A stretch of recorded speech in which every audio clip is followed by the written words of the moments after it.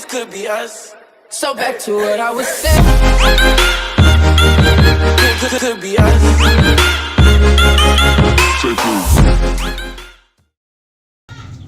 Hello guys, samahan niyo ako magpalit ng pan ng radiator. Na-order ko lang to sa Shopee. Pero matagal din bago dumating, naka 1 week din. Papalitan natin to. Kaya samahan niyo ako guys, natin bubuksan ang radiator nito. Ayan, subukan natin guys. Samahan niyo ako ha.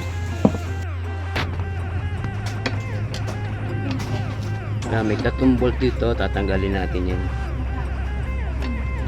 So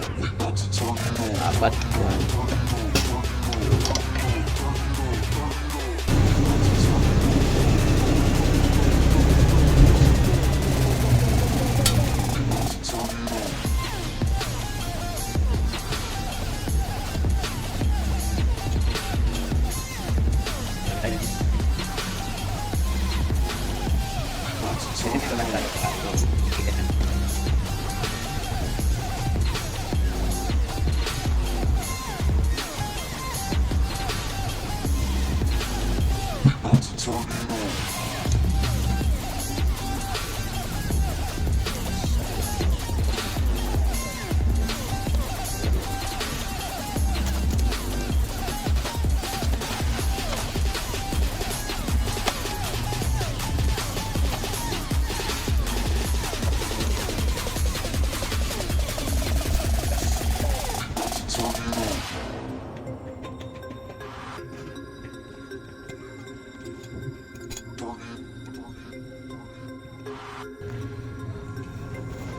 Ayan guys,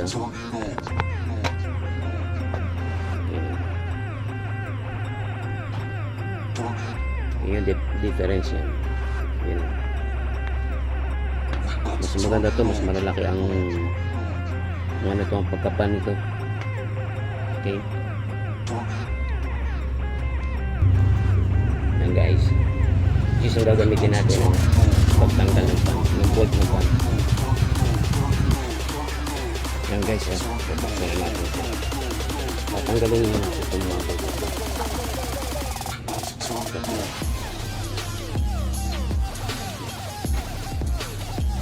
Ang difference, no?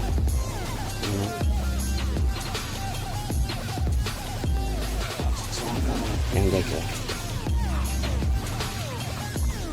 binaba ko lang muna sa cellphone kasi hindi mo perse, masyadong mahigpit pagkakalagay ng bolt. Ayan, tatanggalin natin siya.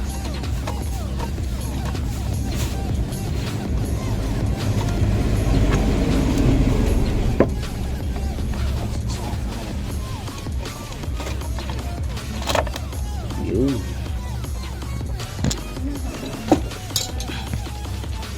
Yan o. Tingnan nyo guys ang difference o. Ito sa gilid. Nalilit lang. Kita mo to. Okay, di ba? Yan. Kailangan ito. Ito nakausli nito, itatapat na dito sa butas. Dito. Yan. So ganito. Para sigurado eksakto siya. Yan o. Yun. Kita nyo ba? Yun.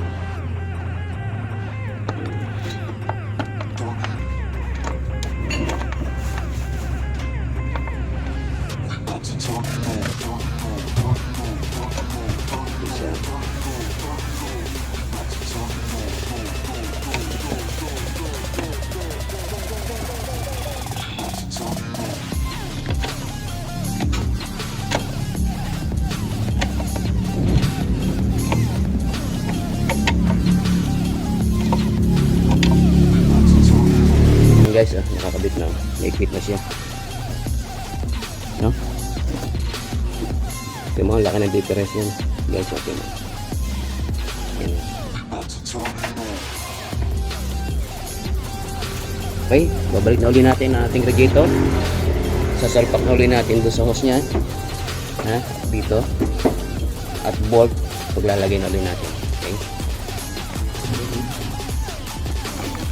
Inano ko lang kasi wala maghawak eh. Tapos yung clip niya, ayan babalik ulit tapos dati.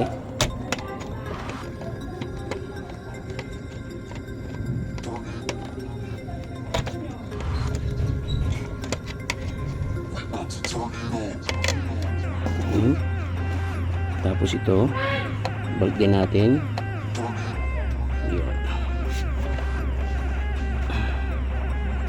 Ikabit ulit natin yung kanyang mga hose tsaka dito sa hose na coolant. Ngayon magbabalik na ulit tayo ng mga screw nya dito. Okay, update ko sa inyo guys pagkatapos.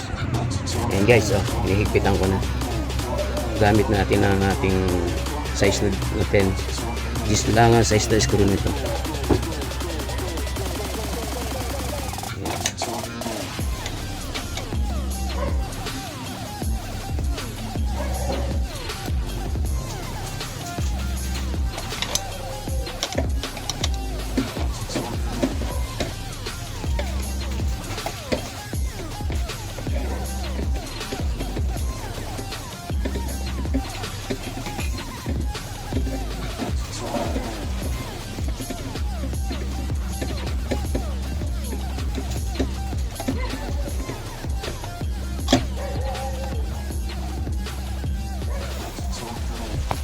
Okay guys, start na natin.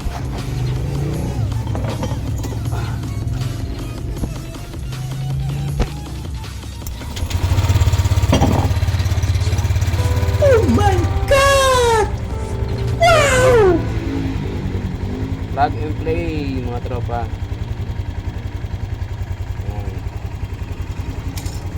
Malaki na pagkakaiba niyan. Mas malakas ng buga ng hangin yan kaysa dito sa stock na maliliit lang. Okay guys,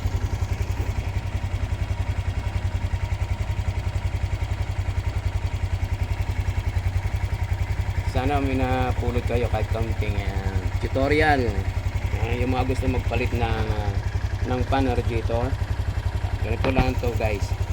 Okay, thank you for watching. Bye bye.